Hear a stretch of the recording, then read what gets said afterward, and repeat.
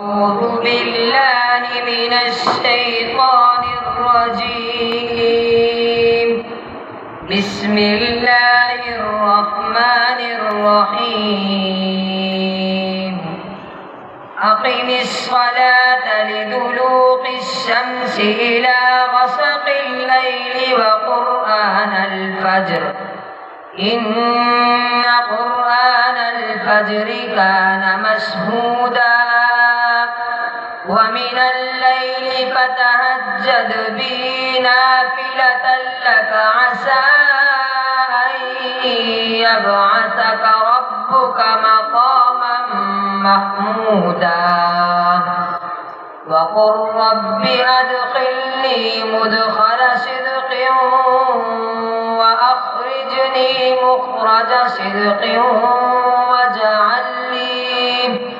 واجعل لي من لدنك سلطانا نصيرا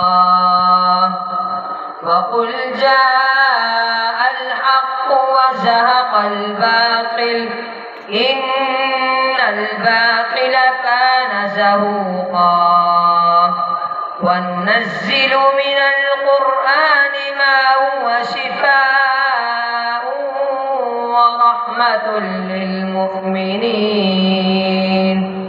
ورحمة للمؤمنين ولا يزيد الظالمين إلا خسارا وإذا أنعمنا على الإنسان أعرض ونأى بجانبه وإذا مسه الشر كان يئوسا قل كل يعمل على شاكلته فربكم أعلم بمن هو أهدى سبيلا صدق الله العظيم.